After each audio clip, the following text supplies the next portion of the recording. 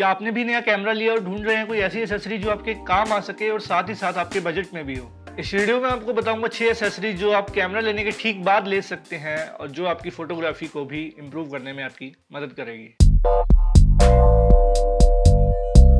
Get the basics right.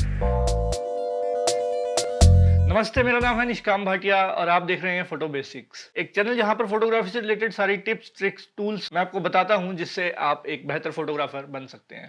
अब market में बहुत सी तरह की एसेसरीज आती हैं और ऐसा जरूरी नहीं कि सारी की सारी एसेसरीज आपके काम की हों। तो मैं आपको वो 6 एसेसरीज बताने वाला हूं जो आपके काम आएंगी और साथ ही साथ आपके बजट के अंदर भी होंगी।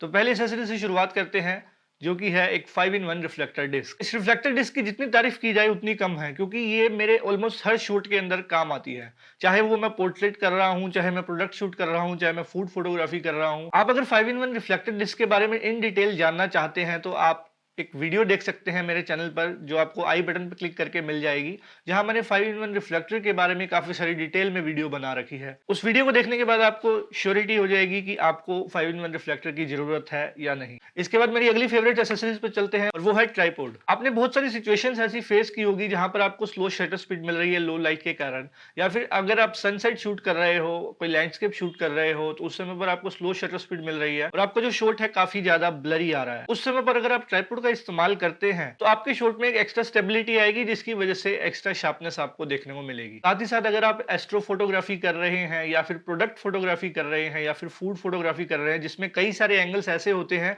जो आपको मेंटेन करके चलने पड़ते हैं, उस समय पर आप हाथ में कैमरा पकड़कर नहीं रह सकते। तो अगर आपके पास में एक ट्राइपॉड रहेगा तो आप अपनी कंपोजिशन भी आसानी से बना पाएंगे और साथ ही साथ अपने फ्रेम में लाइट को भी अच्छे से इंट्रोड्यूस करवा पाएंगे। अगर आपके पास ट्राइपॉड रहता है तो कैमरा को एक फ्रेम पे फिक्स करके आप पूरा का पूरा शूट सिंगल हैंडेडली कर सकते हैं। और इनिशियल स्टेज पर जब आप कोई असिस्टेंट को अफोर्ड नहीं कर सकते, आपको सारे के सारे शूट्स अकेले ही करने पड़ते हैं, तो जब आपके पास में एक ट्राइपॉड रहेगा, आप उसको फ्रेम सेट करके आसानी से लाइट या कंपोजिशन अपना या जो फ्रेम में जो भी इंट्रोड्यूस करवाना है, अपने प्रोप्स वगैरह, उसके हिसाब से आप एडजस्ट कर सकते हैं और आपका कैमरा एक जगह पर टिका रहेगा। अगर आप एक बजट ट्राइपॉड ऑप्शन ढूंढ रहे हैं, आपको इस वीडियो के डिस्क्रिप्शन में एक लिस्ट मिल जाएगी जहां पर मैंने सारे के सारे बजट ऑप्शंस दे रखे हैं। इसके बाद चलते हैं अगली एक्सेसरी की तरफ, जो कि एक और फेवरेट एक्सेसरी है, एक फ्लैश लाइट। अब आप में से बहुत से लोग कहेंगे कि आपके कैमरा के ऊपर पॉपअप फ्लैश ऑलरेडी है, तो मेरे को एक्सटर्नल फ्लैश की क्या जरूरत।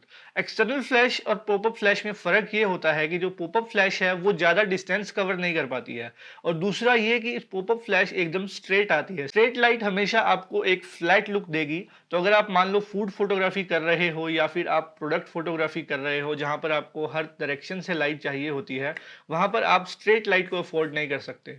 उसके लिए आपको कोई ना कोई एक्सटर्नल लाइट सोर्स चाहिए होगा। अब यहीं पर बात आती है कि आप नेचुरल लाइट में भी शूट कर सकते हो, जो कि एकदम ठीक है, लेकिन जब आपको लगातार 4 से 5 घंटे शूट करना होता है तो नेचुरल लाइट भी एक जगह पर नहीं रहती, क्योंकि ऑब्वियसली जो अर्थ मूव करती है सन के अराउंड में, तो सन की डायरेक्शन भी चेंज होती है, जिसके साथ साथ लाइट की डायरेक्शन चेंज होती है। तो आपको 4 से 5 घंटे के लिए अगर एक जैसी लाइट चाहिए तो उसके लिए आपको फ्लैश के अंदर इन्वेस्ट करना चाहिए। अब फ्लैश में 2 वेरिएंट आते हैं, मैनुअल और टीटीएल। आपको कौन सी परचेज करनी चाहिए, जिसके लिए मैंने एक free of cost flash photography का कोर्स बनाया है, उसका लिंक भी आपको डिस्क्रिप्शन में मिल जाएगा। आप जहां के वहां से वो कोर्स डाउनलोड कर सकते हैं और फ्लैश फोटोग्राफी के बारे में सीख सकते हैं। अगली एक्सेसरी की तरफ चलते हैं, एक लाइट स्टैंड। अब फ्लैश ले ली, आप फ्लैश को ऑन कैमरा भी इस्तेमाल कर सकते हैं और ऑफ कैमरा भी इस्तेमाल कर सकते हैं।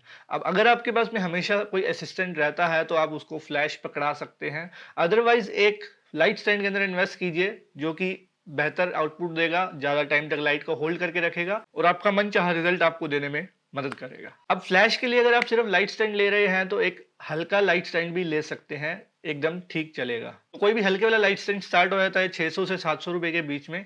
आप जाकर अपनी चॉइस के हिसाब से या तो अमेज़न से या फिर ऑफलाइन भी परचेज कर सकते हैं। इसके बाद अगली एक्सेसरी है लाइट मॉडिफायर्स। लाइट मॉडिफायर्स दरअसल लाइट को मॉडिफाई करने का काम करते हैं। फ्लैश से निकलने वाली लाइट काफी ज्यादा हार्ड होती है, क्योंकि जो उसका लाइट सोर्स है वो काफी स्मॉल होता है, और जितना लाइट सोर्स स्मॉल होगा उतनी ज्यादा हार्ड लाइट आएगी। इसी के ठीक अपोजिट, जितना लाइट सोर्स बड़ा होगा उतनी ज्यादा सॉफ्ट लाइट मिलेगी।